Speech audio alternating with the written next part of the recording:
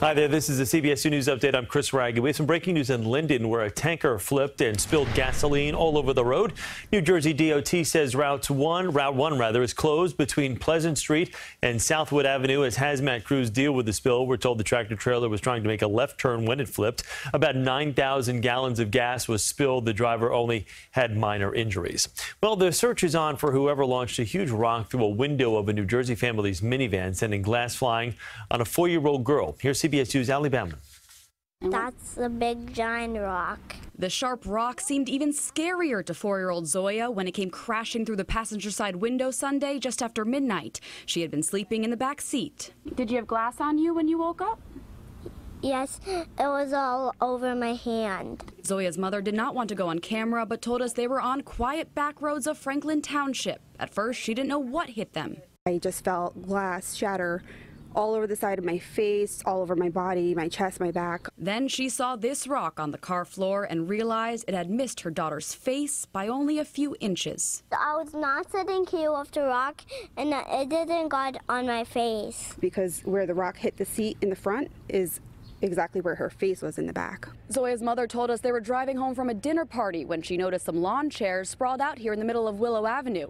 She slowed down and considered getting out of the car to move them, but before she could do anything, the window shattered. Those chairs were basically a decoy to get somebody to slow down. Do you think they were trying to steal the car? I'm not sure what the intent was. While she called police, Zoya made sure her mom was okay. She was worried about me, and I was crying because I'm worried about her. Police believe local teenagers are behind it. They're still searching. And then they put them in timeout. Neither daughter nor mother walked away with any serious injuries, but Zoya gained a bravery well beyond her years. From Franklin Township, New Jersey, Allie Bauman, CBS 2 News.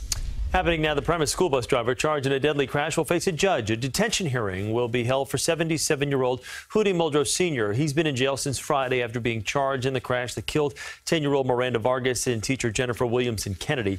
More than 40 others were injured when the bus was hit by a dump truck. Police say Muldrow tried to make an illegal U-turn on Route 80. Well, Roseanne Barr goes on an overnight Twitter rant blaming the use of a sleep medication for her racist tweet about a former advisor to President Obama that led to the cancellation of her hit sitcom Reboot on ABC. In a message to her followers, she wrote, "Guys, I did something unforgivable, so do not defend me. It was 2 in the morning and I was Ambien tweeting. It was an egregious, indefensible. I made a mistake." Ambien just put out a statement saying, all pharmaceutical treatments have side effects. Racism is not a known side effect. The 65-year-old was fired after tweeting those offensive comments about Valerie Jarrett. During a previously scheduled town hall on racism, which aired last night on MSNBC, Jarrett also responded. I think we have to turn it into a teaching moment. I'm fine. I'm worried about all the people out there who don't have a circle of friends and followers who come right to their defense. Late last night, Roseanne tweeted directly at Jarrett saying, "I want to apologize to you. I am very sorry to have hurt you. I hope you can accept this sincere apology." Well, the mayor of Yonkers is calling on the U.S. Postal Service to provide more security after mail was stolen from postal mailboxes around the city. Residents who use those boxes are now being warned about the risk of identity theft. CBS 2's Natalie Duddridge reports. 10 mailboxes burglarized early yesterday morning in Yonkers. Now police are warning anyone who may have used the mailboxes near South Broadway and Riverdale to check your bank account and alert your financial institution that your account may have been compromised. It happened to Josh Benjamin several weeks ago. He had thousands of dollars in business checks taken. They're scaring me at the bank, telling me make sure you monitor it because they're whitewashing checks and this, that, and another thing. So hopefully that doesn't become an issue. Yonkers police say yesterday morning around 2 a.m. the thieves targeted mailboxes on Main Street, Riverdale Avenue, South Broadway, and Valentine Lane and stole whatever was inside.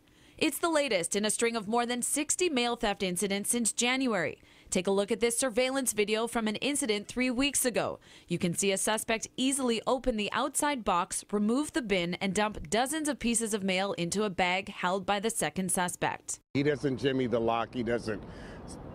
Just looks like somebody got the key, right? And that's exactly what police say happened. In that incident in early May, authorities recovered at least one stolen master key that unlocks these boxes after making several arrests. But Yonkers police are still looking for who's behind this latest robbery pattern and how they gained access. Yonkers police say until the suspects are caught, it's safest to drop off your mail inside the post office instead of using a bin or hand it to a uniformed postal worker. A top North Korean official is set to arrive here in New York today for meetings on a potential summit with President Trump. Kim Young-choi was seen earlier today arriving at the airport in Beijing, China, before boarding his connecting flight. He's set to meet with Secretary of State Mike Pompeo here in the city. President Trump called off the summit last week, but since then, negotiations and preparations have continued. Uber's new panic button feature is now live. It can be found in the new Safety Center menu on the app's home screen. It's designed to give Uber customers a fast way to call for help if there's a problem during their ride. The new Safety Center also includes information about Uber's screening process for drivers and Uber's rules for riders. To prevent accidental calls, riders will be asked to confirm they want to, in fact, dial 911 after tapping the 911 assistance feature. New York City shelters are asking for help. They say they got a huge influx of animals over the Memorial Day weekend, and their care centers are overflowing. They say they have more than 300 dogs, cats, and rabbits. They're hoping people will come in to adopt or at least sign up to foster some animals. And we will get another chance to see the New York City phenomenon Manhattan Henge tonight for 2 days every spring and summer. The setting sun lines up with Manhattan's street grid. Manhattan Henge took place last night, happens again tonight at 8:12. If you miss it, you can catch Manhattan Henge again in July. And if you take any photos, share them on Instagram and tag CBS New York. We're going to show a bunch of them on the air. Let's get over to John Elliott right now with your forecast. Going to be a good night for it, right, John? Oh, boy, oh, boy, oh, boy, oh, boy, oh, boy, oh, boy. We're hoping. You know, though, it's 11:06, and if you look outside, you have to say to yourself, hey, Skippy, it's still foggy.